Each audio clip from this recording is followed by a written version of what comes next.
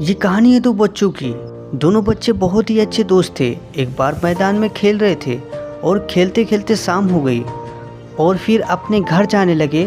तो जब वो घर जा रहे थे तभी रास्ते में उन्हें जामुन का एक पेड़ दिखाई देता है जो कि बहुत बड़ा था और उस पर जामुन भी लगे हुए थे। तो उन जामुन को देखकर दोनों बच्चों के मुंह पे पानी आ जाता है और उनका मन करता है जामुन को खाने का। फिर वो कोशिश करते हैं जामुन को तोड़ने की। वो खूब पत्थर फेंकते हैं लेकिन जामुन इतने ऊपर थे कि उनके पत्थर वहाँ तक पहुँच ही नहीं पा रहे थे। उन्होंने बहुत कोशिश की लेकिन हर बार वो अपनी कोशिश में नाकामयाब हो रहे थे।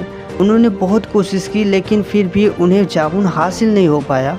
ये सब करने के बाद में वो निराश हो जाते हैं और एक दोस्त दूसरे दोस्त से कहता है, क्या प्रकृति ने हमारे साथ में ये बहुत गलत किया है कि जो इतने मीठे मीठे छोटे छोटे जामुन हैं उन्हें तो इतना ऊपर रखा और जो बड़े बड़े तरबूज हैं वो बेल के सहारे ज़मीन पर होते हैं। वो दूसरा दोस्त कहता है, यार बात तो तेरा ये बिल्कुल सही है, प्रकृति ने ये सही नहीं किया हमारे साथ। और जब दूसरा दोस्त ये बात कह रहा होता है तभी उसके सर पर एक छोटा सा जामुन का गुच्छा गिरता है और उसको हल्की सी लगती भी है। और ये सब देखकर पहला वाला दोस्त उस पर हंसने लगता है और इसी दौरान उस पहले वाले दोस्त को एक बात समझ में आती है कि यार मैं गलत था, प्रकृति ने हमारे साथ जो कुछ भी किया है वो सब सही है। क्योंकि अगर इन जामुन के जगह तरबूज ऊपर लटके होते और उन जामुन के जगह पे तरबूज सर पर गिरा होता तो शायद तू आज ज़िंदा भी ना बच पाता। यानी प्रकृति ने जो भी हमारे साथ किया है वो बिल्कुल सही किया है और जो भी हमारे साथ में हो रहा है वो सब हमारे भले के लिए हो रहा है।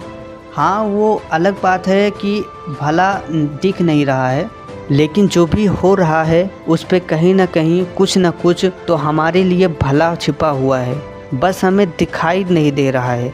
हम सब के लाइफ में मुश्किलें हैं और हम सब कभी कभी ये सोचते हैं कि ज़िंदगी मेरे साथ ऐसा क्यों कर रही है। जब भी ज़िंदगी आपको नीचे की ओर धकेलती है, क्या आपने सोचा है कि क्यों धकेलती है? मैं आपको एक ऐसा एग्जांपल देना चाहूँगा। यूट्यूब पे हमारे सामने कई दिन पहले एक वीडियो आया, वो था ग्रेविटेशनल पर यानी गुरुत्वाकर्षण पर। लेकिन उस वीडियो में लाइफ की एक बहुत बड़ी लर्निंग थी, एक बहुत बड़ी सीख थी। उसने लाइफ की उस वीडियो में क्या था मैं आपको बताता हूँ। एक तरफ एक प्लेन सरफेस था जो कि नीचे के ओर जा रहा था, ढलान टाइप, और दूसरी तरफ एक और सरफेस था जो सीधा नहीं था, अप डाउन था, जो कि अभी स्क्रीन पर देख सकते हो।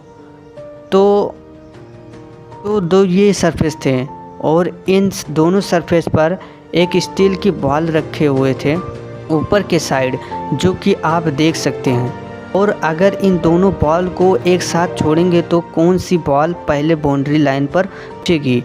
आपके सामने ये वीडियो प्ले करता हूं।